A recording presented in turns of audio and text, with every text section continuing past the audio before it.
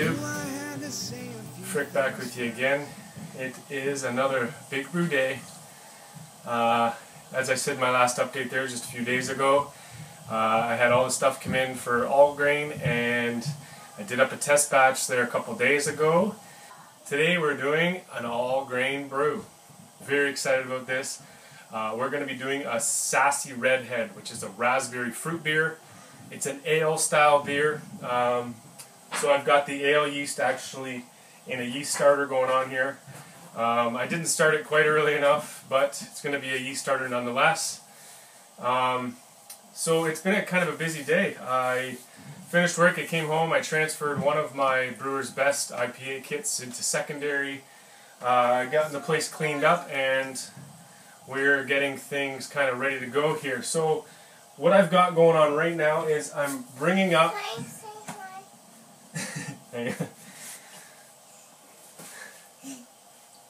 Michaela wanted to say hi. Okay, go. So anyways, the first thing we need to do is we need to get our mash water up to temperature.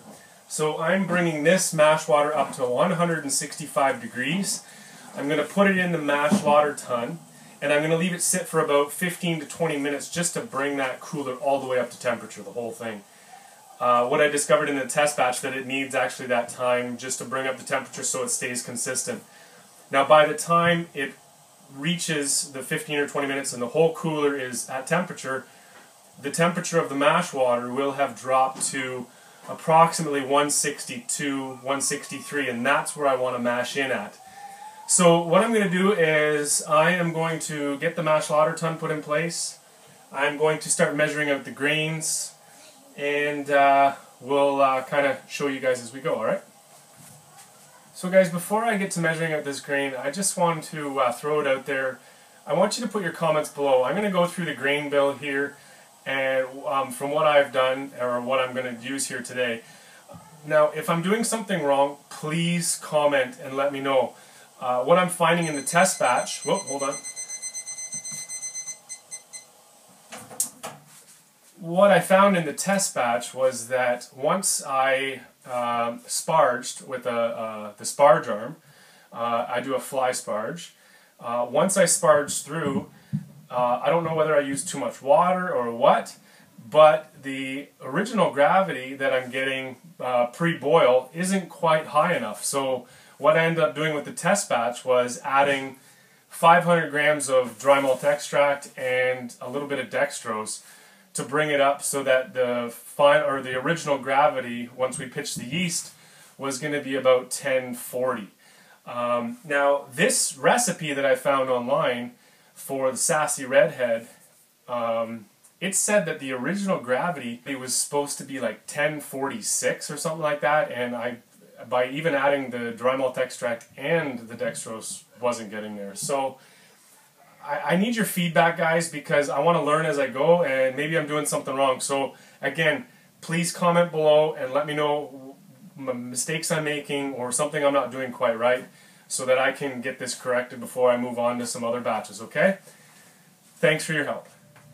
Okay guys, I forgot to turn on the camera to show while I was measuring out the grains, so I'm just going to go over a recap here.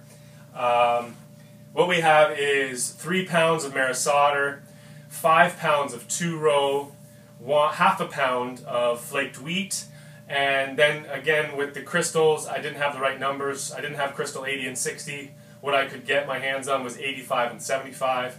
So I went with 90% of the crystal 85, or 90% of the weight for the crystal 85, which was 14.5 ounces. And with the crystal 75 to get a crystal 60, this is what the guy tells me at the brew place. Correct me if I'm wrong, correct me if he's wrong. But the crystal 75 I went with 80% of the load, or 80% of the weight, which was supposed to be a pound, so I put in 13.5 ounces. Okay, so there's our grain bill. I will put in the comments below, or in the description, I will put the exact grain bill. Then for the raspberry portion of the fruit beer, it's going to be a raspberry flavored beer. It's an ale style beer. So correct me if I'm wrong in the grain bill. This is what I got from a recipe, so help me out, guys. what I'm going to do is primary ferment the beer. Once I transfer it to secondary into another container fermenter, I will add 2 pounds of raspberries. And that should give us a nice raspberry flavor in it. Your comments are needed, guys. Your feedback is needed. Thanks very much. And we'll get to mashing in here, alright? Okay, guys. We have got our strike water in the mash tun. We've got it just about at the right temperature, and it's been sitting in the mash tun now for 10 minutes. We're going to wait till 15 minutes, and then we're going to mash in.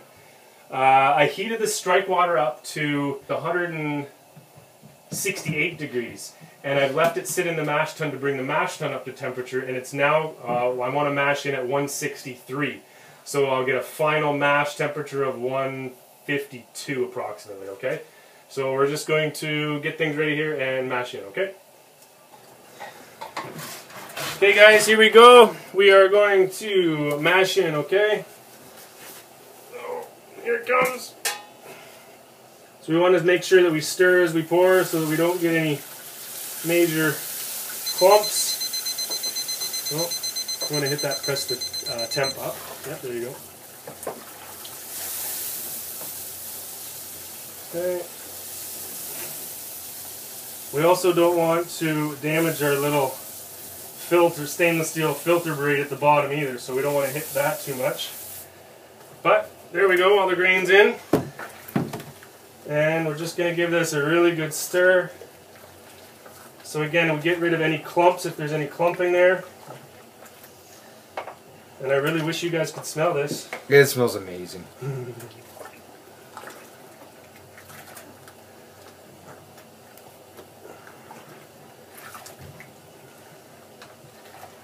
We also want to get the temperature to drop down to 152 for our mash temperature, and we're basically just about there. So we've given this a good stir. I am going to sit it off to the side, and this is going to sit for 75 minutes, okay? Go. Okay guys, well, we are basically almost all set to sparge. We are 10 minutes out, left in a 75-minute mash.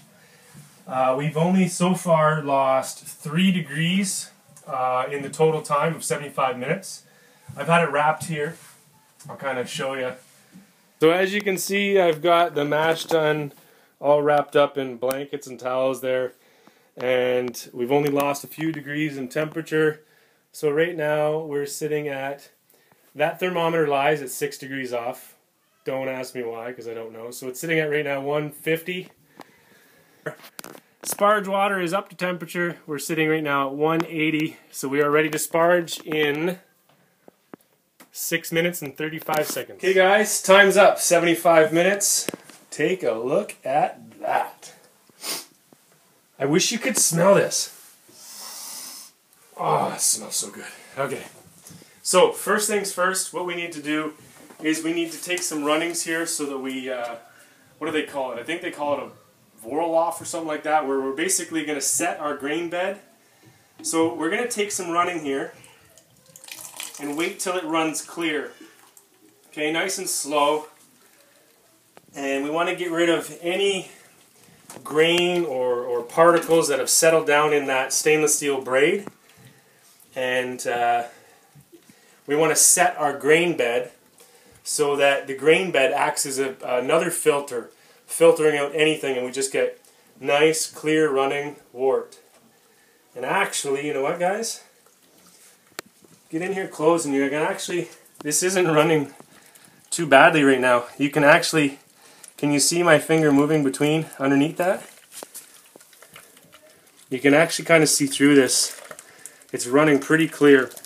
So what I'll do is, I'll do one more of these.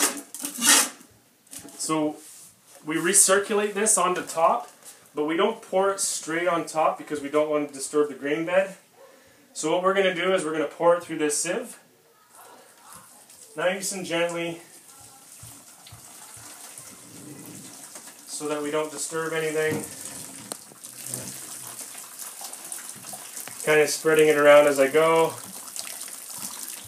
And again, this is running really clear right off the bat, so I'll do this one more time, and we'll start to take our runnings into, unfortunately with my 3-tier system and the equipment I have to take the runnings into a pail and then transfer it back into my pot up there. So this is my 3-tier system, don't make fun of it. First tier, we've got our hot liquor tank, which is basically our sparge water, which is going to go through our sparge arm into the mash tun, come out into runnings into the pail. Now when that brew kettle is empty from the sparge water, we'll put it all back in there and we'll bring it up to a boil. Yeah, we're running pretty clear, guys, so I'm just going to take the runnings.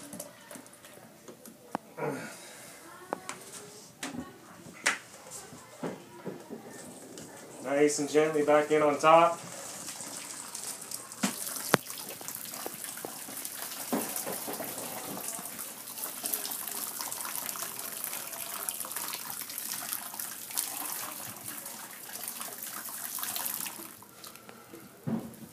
There we go.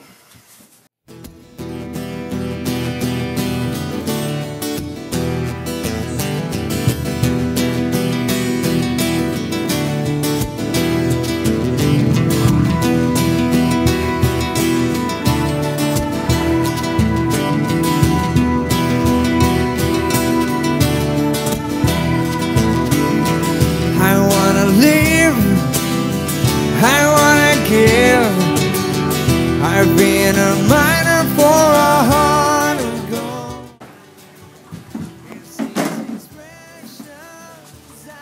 Now what we want to do is we want to wait until the water level gets down about an inch above the grain bed. And what we want to do is maintain the flow out and the flow in of the sparge water so that it maintains that 1-inch water level above the grain bed, okay? So we'll just kind of keep a close eye here. I'm just going to open up the sparge arm just a little bit, just to start getting a bit of running in there.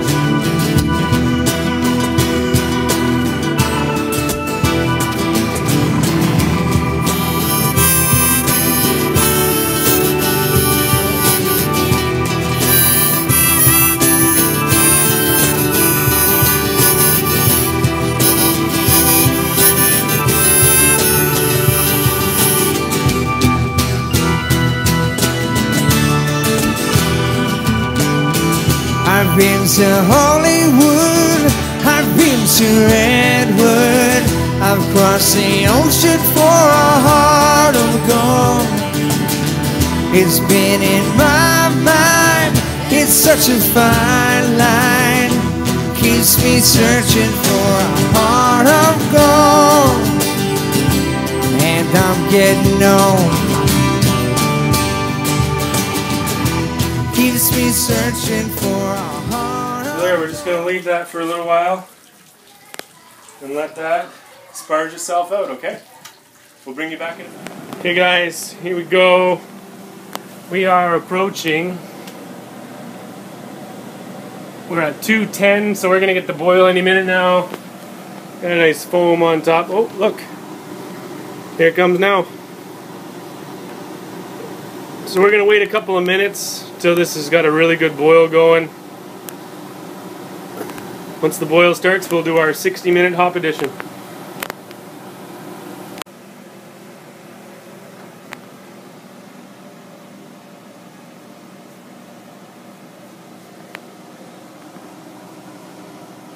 First. Okay guys, we got 15 minutes left. It's time for the wort chiller to go in so we can get everything sanitized. There it goes. Don't you hate on my wort chiller? I made it myself. There it is. So it's going to drop from the boil for just a minute and then it'll get back up to boil, alright? So bring it back in a couple of minutes. At 10 minutes we're going to put in our Warflock and yeast nutrients. And then at 5 minutes we're going to do our last hop addition. And then at flame out we're going to do a chill. See you in a few minutes. Okay guys, we've got 10 minutes left. So our wort flock tablet goes in. Ooh, look at that fuzzy, fuzzy, foamy stuff. Okay, and then also half a teaspoon of White Labs WLN 1000 yeast nutrient. Okay, half a teaspoon. And in it goes. A couple more minutes and it's time for our last hop addition. 1 ounce of Fuggles.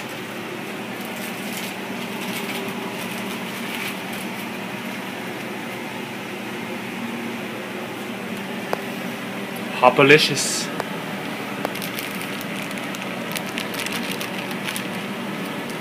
Little bag of green. 1 minute left, guys. And then the wort chiller gets turned on.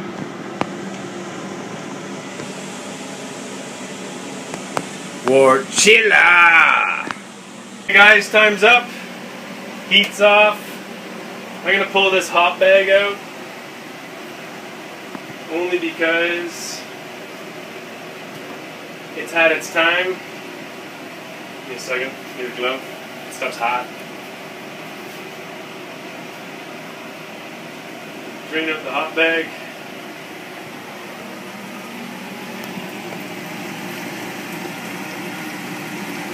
Look at that green goodness.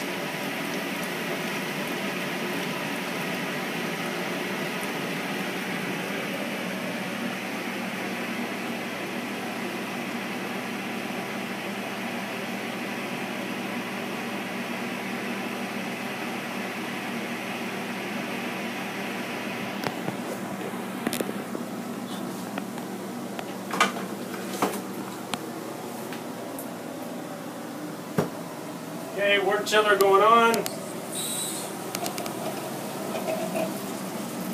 There she goes.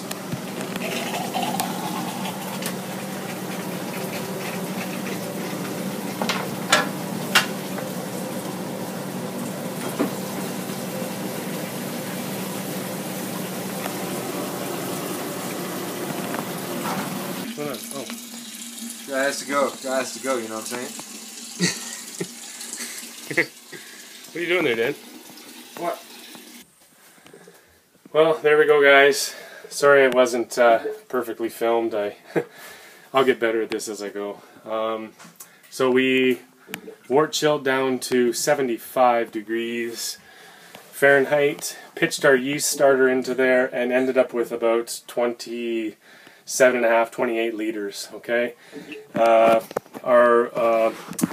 gravity reading for the original gravity starting out is, I don't know if you can see down here, right there, 1043. Okay, so all three of these are all grain batches. I only filmed one, but they're all the same. They're all the same nice British ale style beer that we're going to turn into a fruit beer, okay? So guys, I gotta sign off now. It's been a long day. Thanks for watching, and we'll see you next time. Make sure you check out my buddy Denny. He was here tonight helping me film and brew this beer. Make sure you check out his website, dennygautier.com. He's the music in the video. There he is back there. Hey, you just saw him. There he is. I didn't know you were filming. Okay guys, see you next time. Cheers.